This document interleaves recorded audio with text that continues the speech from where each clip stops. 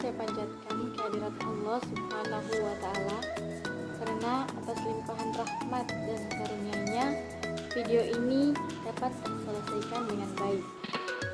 Tak lupa pula salawat serta salam saya haturkan kepada junjungan kita Rasulullah Shallallahu Alaihi Wasallam yang telah berkorban untuk kedamaian kita, khususnya umat Islam di seluruh dunia. Dalam video ini saya akan mempresentasikan materi bab 3 sejarah promosi kesehatan pada submateri perkembangan kesehatan masyarakat di Indonesia. Video ini saya buat untuk memenuhi tugas pada mata kuliah dasar promosi kesehatan. Sebelum memulai pemaparan materi, perkenalkan, nama saya Mustika Umairah dengan nomor stambuk C1A 120 192, program studi Ilmu Kesehatan Masyarakat. Perkembangan sejarah kesehatan masyarakat di Indonesia. Berbicara perkembangan, erat kaitannya dengan sejarah, di mana definisi sejarah itu sendiri merupakan kejadian-kejadian atau peristiwa-peristiwa yang berhubungan dengan manusia, menyangkut perubahan yang nyata di dalam kehidupan manusia yang disusun secara runtut dan sistematis berdasarkan urutan waktu dan fakta-fakta yang disajikan secara kronologis. Sejarah perkembangan kesehatan masyarakat di Indonesia dimulai sejak pemerintahan kolonial Belanda pada abad ke-16. Perkembangan kesehatan masyarakat di Indonesia dibagi dalam 3 periode, yaitu masa pra-kemerdekaan, yang kedua masa kemerdekaan, dan terakhir masa reformasi. Masa pra-kemerdekaan. Tahun 1807, Gubernur Jenderal Daniels melakukan pelatihan dukun bayi dalam praktik persalinan dalam upaya penurunan angka kematian bayi yang tinggi. Akan tetapi, upaya tersebut tidaklah berlangsung lama karena langkanya tenaga pelatih kebidanan. Kemudian, pada tahun 1930, upaya tersebut dimulai lagi dengan didaftarnya para dukun bayi sebagai penolong dari perawatan persalinan. Pada tahun 1851, Dr. Bos, seorang kepala pelayanan kesehatan sipil dan militer, serta Dr. Blecker di Indonesia mendirikan sekolah dokter Jawa yang dikenal dengan nama Stovia atau School tot Opleiding van Indische Artsen atau Sekolah untuk Pendidikan Dokter Pribumi. Latar belakang sekolah dokter Jawa didirikan sebagai pertimbangan mendirikan sekolah khusus petugas vaksin untuk menangani wabah cacar di sepanjang pantai utara Pulau Jawa dan Keresidenan Banyumas pada saat itu. Pada tahun 1913 didirikan pula sekolah dokter yang kedua di Surabaya dengan nama NIAS atau Netherlands Indische Artsen School. Stovia dan NIAS mempunyai andil sangat besar dalam perkembangan kesehatan masyarakat di Indonesia. Kemudian pada tahun 1927, Stovia berubah menjadi Sekolah Kedokteran dan namanya berubah menjadi Fakultas Kedokteran Universitas Indonesia pada tahun 1947. Pada tahun 1888 di Bandung berdiri Pusat Laboratorium Kedokteran yang berperan penting dalam mengembangkan kesehatan masyarakat di Indonesia. Kemudian pada tahun 1938 pusat laboratorium ini berubah menjadi lembaga Eijkman. Selanjutnya diikuti dengan pendirian laboratorium lain di Medan, Semarang, Makassar, Surabaya, dan Yogyakarta. Laboratorium-laboratorium ini mempunyai peranan yang sangat penting dalam rangka menunjang pemberantasan penyakit seperti malaria, lepra, cacar, dan sebagainya. Bahkan untuk bidang kesehatan masyarakat yang lain seperti gizi dan sanitasi. Tahun 1922, wabah pes masuk di Indonesia, dan pada tahun 1933, 1934, dan 1935 terjadi epidemi di beberapa tempat, terutama di Pulau Jawa seperti wabah kolera dan cacar yang disinyalir berasal dari Singapura. Pada tahun 1925, Heydrich, seorang petugas kesehatan pemerintah Belanda, melakukan pengamatan terhadap masalah tingginya angka kematian dan kesakitan di Banyumas, Purwokerto pada waktu itu. Ia menyimpulkan bahwa penyebab tingginya angka kematian dan kesakitan itu adalah karena buruknya kondisi sanitasi lingkungan. Mereka membuang kotorannya di sembarang tempat, seperti di kebun, di kali, di selokan, bahkan di pinggir jalan. Dan mereka mengonsumsi air minum juga dari sungai yang tercemar. Menurutnya, kondisi sanitasi lingkungan yang buruk disebabkan karena perilaku penduduk. Oleh sebab itu, Heydrich memulai upaya kesehatan masyarakat dengan mengembangkan daerah percontohan dengan melaksanakan pendidikan atau penyuluhan kesehatan. Usaha Heydrich ini dianggap sebagai awal kesehatan masyarakat di Indonesia.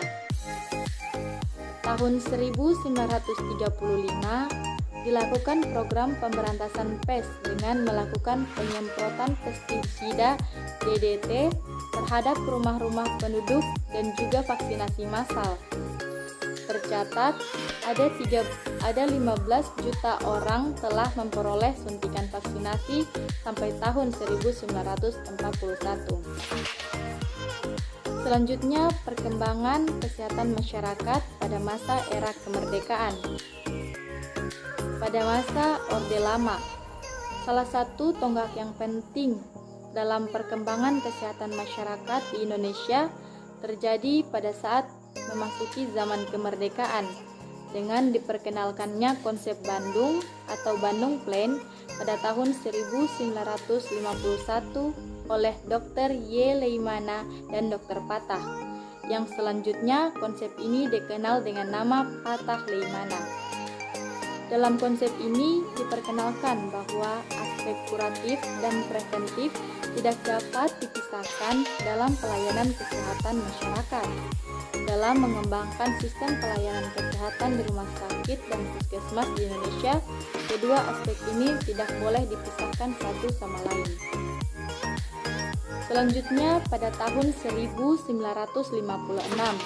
Dr. Y. Sulianti dalam kegiatan pengembangan masyarakat mendirikan proyek Bekasi, tepatnya di Lemah Abang, Jawa Barat, sebagai proyek percontohan atau model pelayanan bagi pengembangan kesehatan masyarakat pedesaan di Indonesia dan sebagai pusat pelatihan tenaga kesehatan. Untuk melancarkan penerapan konsep pelayanan terpadu tersebut, terpilih 8 desa wilayah pengembangan masyarakat, yaitu Indrapura atau Sumatera Utara, Lampung, Bojongloa, Jawa Barat, Sleman, Godean di Yogyakarta, Mojosari, Jawa Timur, Kesiman di Bali, dan Barabai, Kalimantan Selatan. Kedelapan wilayah tersebut merupakan cikal bakal sistem puskesmas sekarang ini. Pada tanggal 12 November 1962, Presiden Soekarno kemudian mencanangkan program pemberantasan malaria dan pada tanggal tersebut menjadi Hari Kesehatan Nasional Indonesia. Selanjutnya, pada masa Orde Baru, konsep Bandung Plan terus dikembangkan hingga pada November 1967. Dr. Ahmad Dipodilogo dalam seminar yang membahas dan merumuskan program kesehatan masyarakat terpadu sesuai dengan kondisi dan kemampuan rakyat Indonesia. Kesimpulan dari seminar tersebut mengungkapkan konsep puskesmas yang mengacu kepada konsep Bandung dan proyek Bekasi. Inti dari seminar tersebut menyepakati sistem puskesmas yang terdiri atas IPA, tipe B, dan tipe C. Kemudian pada tahun 1968, dalam rapat kerja kesehatan nasional, dicetuskan bahwa puskesmas merupakan sistem pelayanan kesehatan terpadu yang kemudian dikembangkan oleh pemerintah atau Departemen Kesehatan menjadi pusat pelayanan kesehatan masyarakat. Puskesmas disepakati sebagai suatu unit pelayanan kesehatan yang memberikan pelayanan kuratif dan preventif secara terpadu, menyeluruh, dan mudah dijangkau. Dalam wilayah kerja kecamatan atau sebagian kecamatan, kegiatan pokok puskesmas mencakup kesehatan ibu dan anak, keluarga berencana, gizi masyarakat, kesehatan lingkungan, pencegahan penyakit menular, penyuluhan kesehatan masyarakat, pengobatan, perawatan kesehatan masyarakat, usaha kesehatan gizi, usaha kesehatan sekolah, dan usaha kesehatan jiwa, laboratorium, serta pencatatan dan pelaporan. Pada tahun 1969, disepakati hanya ada dua sistem puskesmas, yaitu tipe A dan tipe B, di mana puskesmas tipe A dikelola oleh dokter dan puskesmas tipe B dikelola oleh seorang tenaga paramedis.